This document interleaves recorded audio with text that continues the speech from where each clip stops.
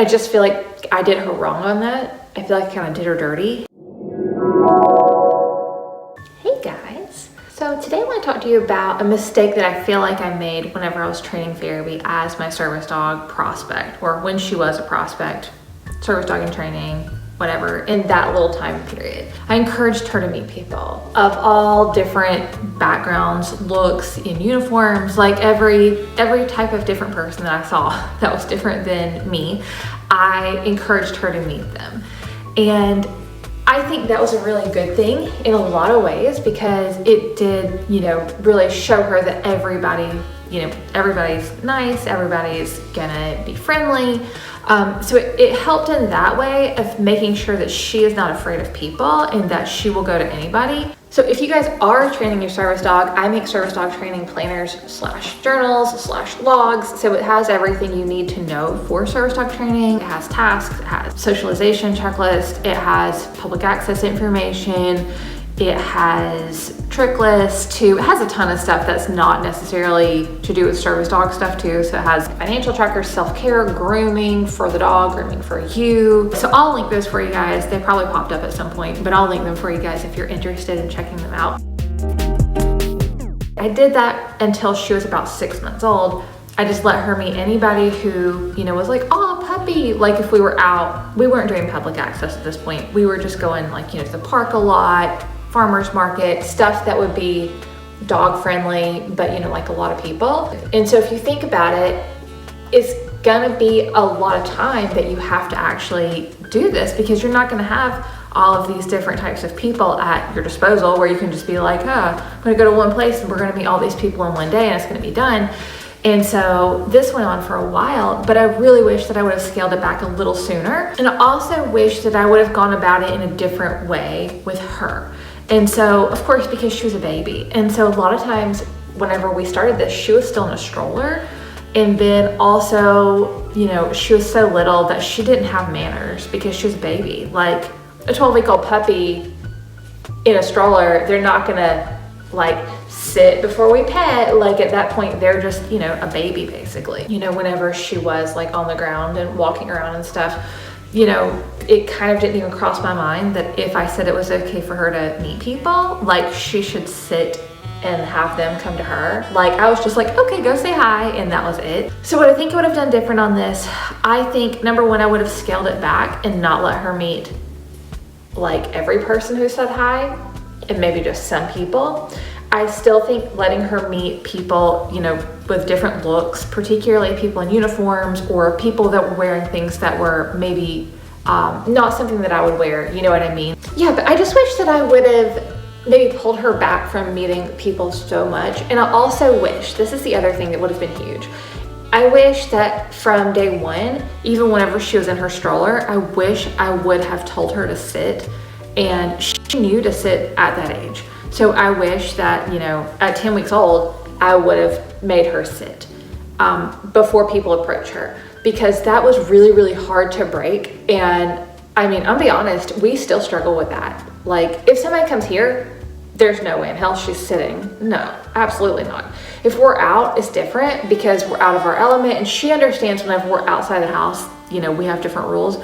But for a very, very, very long time, if somebody approached her and was like, oh, puppy, then she would just get up and be like, hey, too. She had no chill on that. And she is social and she loves people, which I think is great, but I wish that I would have just handled that different.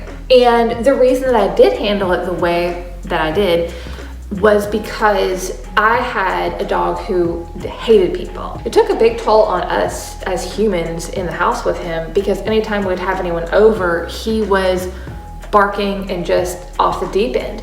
And the same thing, if we walked outside and there were people outside, he was little, so it wasn't like he was gonna overpower us and do anything and go get somebody. But it's just the point that he had a really, really hard time with that.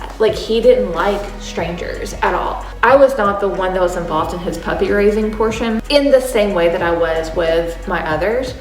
But seeing that there was a dog that could be that way, it just made me really double down with it on Farabee. And the only reason I regret doing what I did with Farabee is because it was hard to break her of that. And I think it kind of hurt her spirits a little bit, honestly, because, you know, you go from being allowed to be friends with everybody and the world is, you know, just filled with friends, to mom saying, okay, that's enough, you need to sit down. That's in a way psychological abuse. Of course, I didn't intend for it to be that way, but if you think about it, you've let somebody do this up until a certain point. Like, this has been cool for you to do this, and then now the rules are changing. And there's a ton of different things that go into socialization, by the way. It is not just meeting dogs and people. Like, there's so much other stuff, and we aced that. Like, we did really good on that. I feel like the only thing we haven't done is public transportation, because we don't even have that around here, and we've not done airplanes. Oh, we haven't done amusement parks either, but I don't go to that kind of crap. So, I mean, that's really the only thing we haven't done.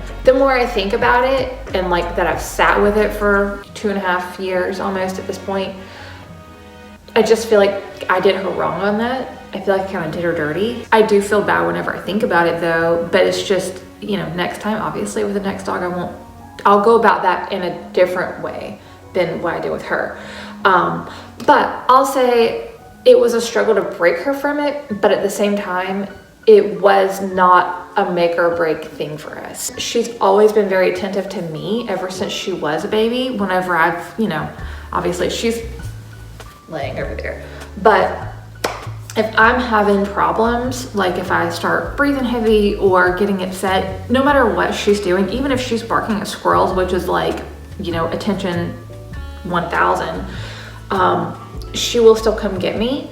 And so for us, her being interested in talking to people, it wasn't actually detrimental to my health. It's not good, and I don't want her to interact with people at this point, because personally I find it to be super annoying whenever people do come up and just randomly want to talk to your dog in public places that dogs typically are not.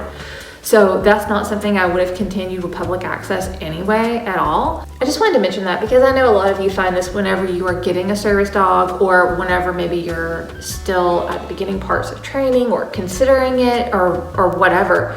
And I feel like that's super important, but I also want to say it is very, very important to socialize your dog in all aspects. Even if you do not have a service dog, your dog needs to be socialized more than just to your backyard, in your front yard, in the vet.